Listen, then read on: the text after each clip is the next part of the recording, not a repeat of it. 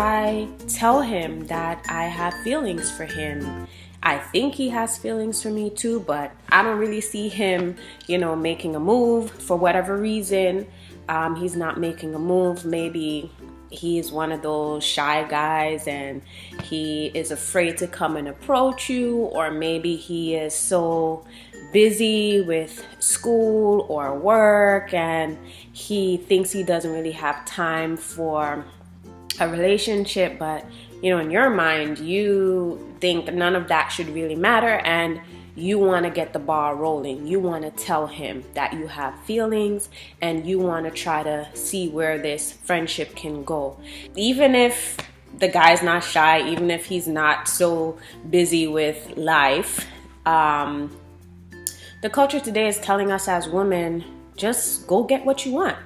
Like we're able to do what we want in terms of our careers. We excel in our studies. Whatever we want to do, we do it. So if we want to get this job, we go after this job. If we want to get this degree, we go after this degree. If whatever we want to do as women, we're able to just go after it and get it. So now the society is telling us that applies also to relationships, to the man you want.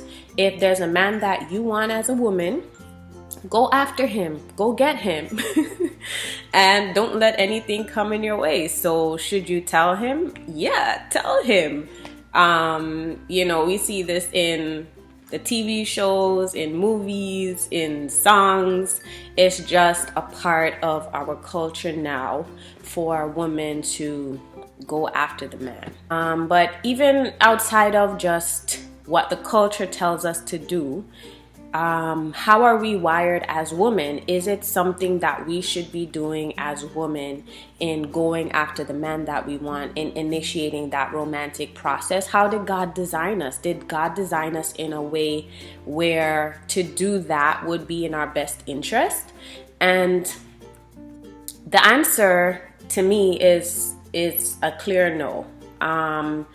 It is not in our best interest as young women to initiate that romantic process and go after that man. And, if we really reflect and think about how we are as women, number one, we know that we can be emotionally fragile, much more so than a man can be. What the culture is telling us to do is, even though you're more emotionally fragile, then you should put yourself out there. Put yourself in this vulnerable position where you express to the man how you feel about him and you open yourself up for him to reject you. We cannot handle rejection, that kind of rejection, nearly as well as a man can. And again, the men will struggle too with rejection. They don't like feeling rejected. Nobody likes feeling rejected. But as a woman, it's gonna hurt us a lot more to feel that rejection from the man than it would hurt him. In fact, some men, when they feel rejected, if you tell them no, you're not interested, to them that's a challenge and they'll keep coming to try to convince you to change your mind. Whereas for us as women, that rejection can really crush us. It can really bring our self-esteem, our sense of self-worth very low, and we can start questioning ourselves. What's wrong with me? I thought we were good friends. I thought that, he was attracted to me as well. I thought there could be something between us. If he says no, if we get that rejection, it's gonna lead us in a whole round of questionings about ourselves, and it can really cause us to be in a low place. So you take that risk. We take that risk when we decide that we're gonna put ourselves out there in that vulnerable position. And let's say you tell him and he doesn't say no. He's not feeling you like that. And let's say he's on the same page too, and he feels the same way about you. He has the same kind of ideas about where the friendship can go. As a woman, we would still be putting ourselves in an emotionally vulnerable position, even if the man feels the same way, because we're also designed to want security. If we're the ones to initiate it, there will always be our question in our minds. Did he engage in a romantic level to this friendship just because I asked? Did he want it as badly as me to come after me? Or did he just want it because I suggested it? Or because he didn't have to work hard for it, it was just easy for him? There'll be all those questions in our minds. If another woman comes and expresses interest in him or feelings for him, is he gonna consider her too in the same way that he considered me? Or did he, out of all the women in his life, out of all the people he comes into contact with, the friends he may have, the women he may see on a day-to-day basis, out of all of them, he saw me and he chose me and he wanted to be with me? It also makes sense from the perspective of the man, because God designed the man to pursue, and he designed us to be pursued. So if we as women initiate that process, we also rob the man of having that experience of pursuing you, having that experience of having a challenge of winning your heart and bringing you to a place where you're willing to let down your guards for him, and not just for any man, but just for him.